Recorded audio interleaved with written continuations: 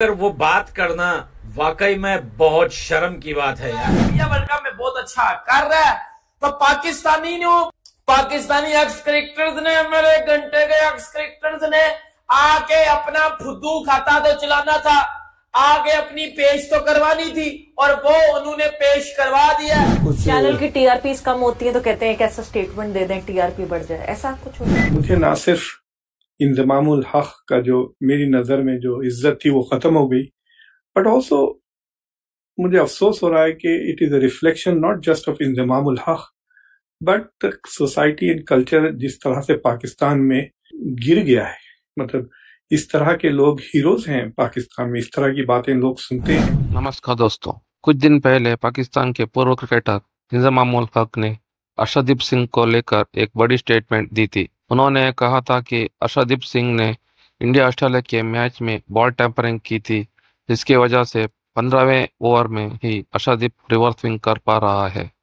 इसके बाद रोहित शर्मा ने एक प्रेस कॉन्फ्रेंस में इंजमामुल हक को मुंह तोड़ जवाब दिया। उन्होंने कहा कि इस पाकिस्तानी क्रिकेटर को अपना दिमाग खोलकर रखने की जरूरत है और सीखने की भी जरूरत है। जिस तरह से वेस्टइंडीज में गर्मी पड़ रही है और ऊपर से इंडिया का मैच दिन में हो रहा है, तो बॉल का डिटेरियोरेशन हो रहा है, जिसके कारण रिवर्स स्विंग मिल रही है।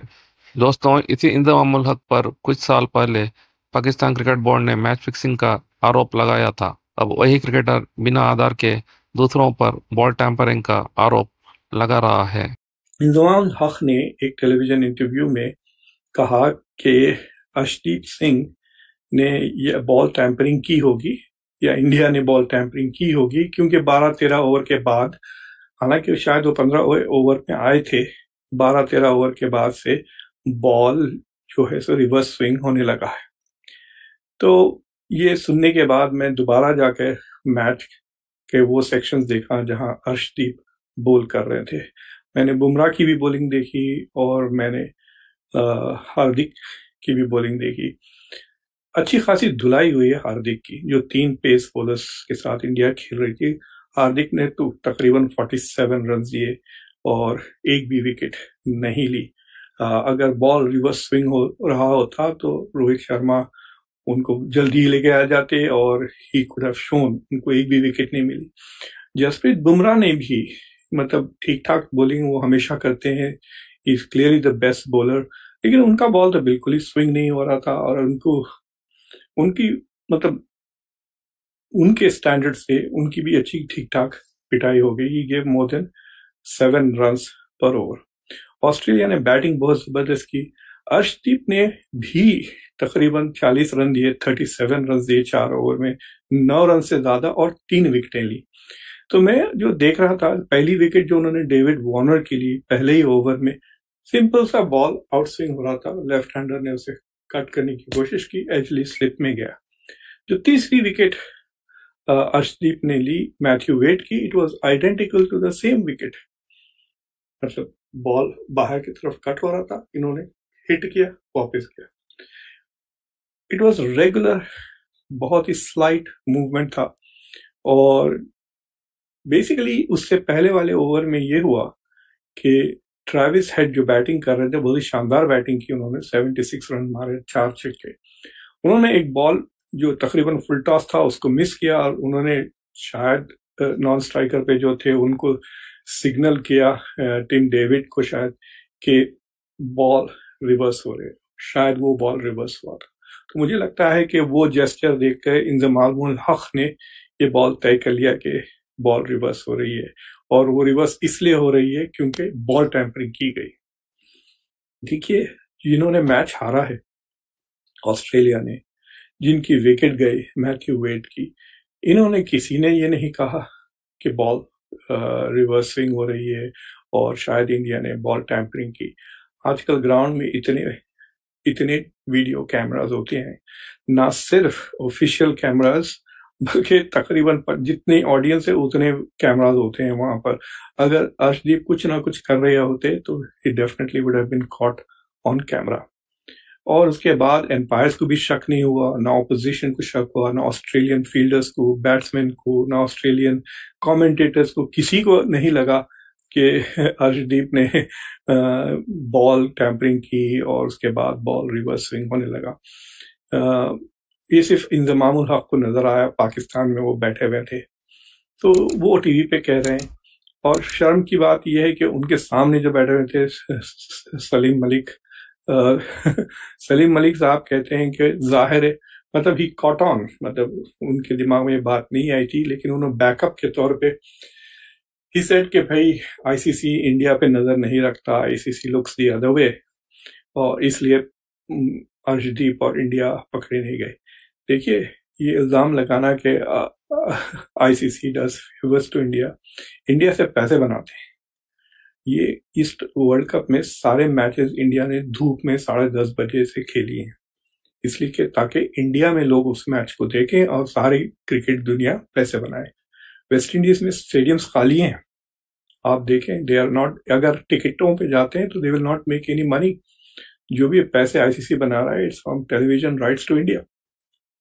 तो it is not that ICC is favouring India. अगर आईसीसी इंडिया को फेवर करता होता ना तो इंडिया अभी तक 3-4 वर्ल्ड कप जीत गए पिछले 11 साल में।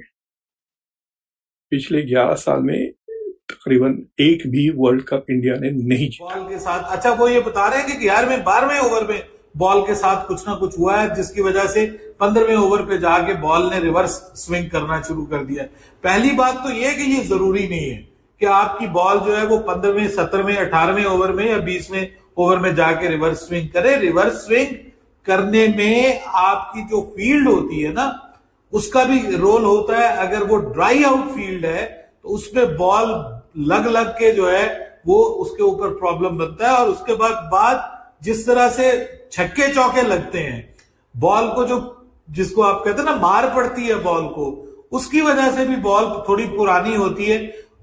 और जैसे ही बॉल पुरानी होती है तो वो रिवर्स स्विंग भी होना शुरू हो जाती है। तो ये उस दिन तो बॉल की ठुकाई भी अच्छी खासी हुई। आपको पता है कि जिस तरह से स्टार्ट में खास तौर पे ऑस्ट्रेलियाई जो बल्लेबाज थे वो मार रहे थे और छक्के मार रहे थे, चौके मार रहे थे, तो कई बार जो है वो बॉल जो है जाके, आपको पता है कि दीवार से टकराती है, कहीं जो है वो जंगले होते हैं उनके साथ जाके टकराती है, तो बॉल के ऊपर असर तो पड़ता है। तो उसकी वजह से भी बॉल जो है वो इन स्विंग हो सकती है, बॉल जो है रिवर्स स्विंग हो सकती है। अगर उन्होंने क्या देखा, क्या उन्होंने ये होता हुआ किसी को बॉल के साथ छेड़छाड़ करते हुए देखा, तो फिर तो बात समझ में आती है। सिर्फ एक एजम्पशन के ऊपर आप एक टीम को जो है वो जिसको आप कहते हैं कि डिस्क्रेडिट करते हैं उनकी परफॉर्मेंस को और उस लड़के की बॉलिंग को जिसने बहुत अच्छी बॉलिंग की, तो मेरे ख्याल में तो ये फजूल हरकत है। ये इंजमामुल हक को जेब नहीं देती, कम से कम उनको ये बात नहीं करनी चाहिए थी। अब ये है कि पूरे मीडिया के अंदर इसका मजाक बना हुआ है, सब लोग मजाक उड़ा रहे हैं कि यार तुम ना 3 में ना 13 में तुम हारे हुए हो तो अपनी टीम का ऑपरेशन करो। सर्जरी का लोग अभी तक इंतजार कर रहे हैं, कोई सर्जरी नहीं हुई। जो चेयरमैन साहब थे वो मौला जट बन के गए थे, हम बड़ी सर्जरी करने जा रहे हैं, फलाना करने जा रहे हैं। आपके प्लेयर जो है वो अमेरिका में जो है वो अयाशियां करते फिर रहे हैं। सो दिस होल एलिगेशन, ये बेचारे सैड, मुझे बड़ा अफसोस हो रहा है कि देखिए इस वर्ल्ड कप में जो हाईएस्ट टियर होगा वो तो चैंपियन का होगा, उसके बाद जो सेकेंड टियर होगा वो फाइनलिस्ट, यानी जो टीमें फाइनल में आई। उसके बाद जो तीसरा टियर है वो टीमें जो सेमीफाइनल्स में आई, 4 टीमें। जो फोर्थ क्लास कहिए, first class, second class, third class, जो फोर्थ क्लास है वो टीमें जो फाइनल 8 में, सुपर 8 में आए।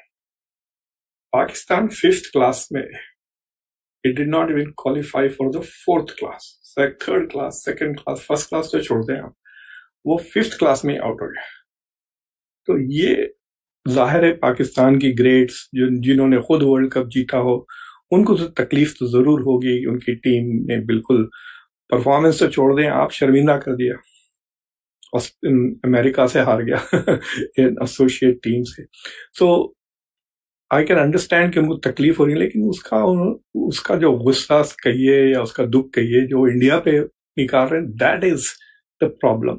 साफ नजर आ रहा है कि एक किस्म से इंडिया के तरफ एक अजीब सी नेगेटिव नफरत कहिए या जलन कहिए या हसद कहिए, दैट इज क्लियरली देयर कि उनको जब गुस्सा आ रहा है तो they are lashing out at India. तो दैट वाज वेरी डिसअपॉइंटिंग.